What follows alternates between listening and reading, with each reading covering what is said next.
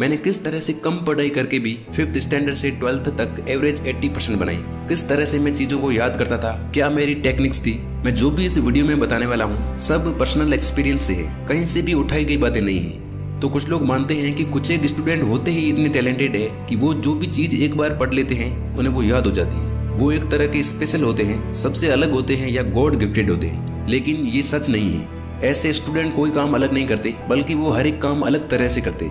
तो वीडियो में 2 मेन बातें जिसकी हेल्प से मैंने चीजों को याद रखा, प्लस एक मिस्टेक जो आपको किसी भी हालत में नहीं करनी है, इन्हीं के बारे में हम बात करेंगे। और ये जो मैं बताने वाला हूँ इसे आप यदि प्रैक्टिस और कंसिस्टेंसी के साथ फॉलो करते हो तो आप डेफिनेटली इंटेलिजेंट बनोगे।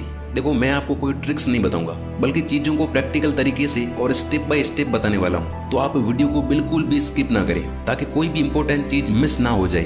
पहले बात करते हैं उस एक मिस्टेक के बारे में जो मैक्सिमम लोग करते हैं। तो आपको कभी किसी ने मोबाइल नंबर दिए, आपने थोड़ी देर के लिए याद कर लिए और किसी को बता दिए या कहीं लिख दिए, तो आपको उस टाइम लगा होगा कि वाह क्या याददाश्त है मेरी। लेकिन 1-2 दिन बाद क्या आपको वो नंबर याद थे? बहुत मुश्किल। लेकिन फिर भी यही गलती मैक्सिमम स्टूडेंट करते हैं पढ़ाई के वक्त। मैं भी करता था बाय द वे। ये गलती है खुद को मूर्ख बनाना। स्टूडेंट्स क्या करते हैं कि पहले वो देख देख के पढ़ते हैं, फिर नोटबुक बंद करके बिना देखे उसे बार बार वापस बोलते हैं और फिर से पढ़ के इस तरह करते रहते हैं। लेकिन इसे याद करना नहीं बल्कि रट्टा मारना कहते हैं। ऐसा करने से आपको उस वक्त तो लगता है कि मुझे याद हो गया है, बट वो इन्फॉर्मेशन उस वक्त हमारे शॉर्ट टर्म मेमोरी में स्टोर होती है, जो कि कुछ टाइम बाद हम भूलना शुरू हो जाते हैं। तो आप ये गलती बिल्कुल ना करें। अब हम बात करते हैं उन 2 चीजों के बारे में जिन्हें आपको फॉलो करना है। नंबर 1, जब हम नोटबुक या नोट्स खोल के उसमें लिखे वर्ड्स को देखना शुरू करते हैं तो उस वक्त तो हमें लगता है कि मैं पढ़ रहा हूँ, लेकिन वो शब्द पूरी तरह से हमारे दिमाग को नहीं दिखती। क्या मतलब इसका?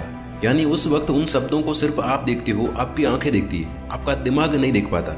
वो इन्फॉर्मेशन हमारी मेमोरी में सिर्फ थोड़े टाइम तक ही बनी रहती है। मतलब आप उसे कभी भी भूल सकते हो सकता है आप उसे 1-2 घंटे के अंदर भूल जाओ या फिर 1-2 दिन के अंदर। तो अब ऐसा क्या करें कि जो टॉपिक या इन्फॉर्मेशन हमने पढ़ी है वो ज्यादा टाइम तक टिकी रहे हमारे माइंड में।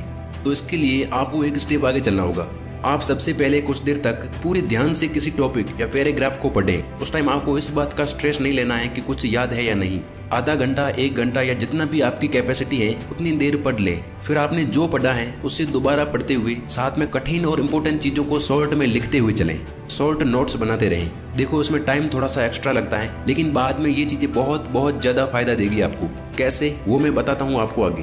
तो जब आप इस तरह से पढ़ेंगे तो चीजें आपके दिमाग में बैठना शुरू हो जाएगी। फिर एक ब्रेक लेकर फिर से पढ़ने बैठ जाएं और इसी तरह से पढ़ते रहें। फिर लास्ट में जो आपने लिख लिख के याद किए थे या जो शॉर्ट नोट्स बनाए थे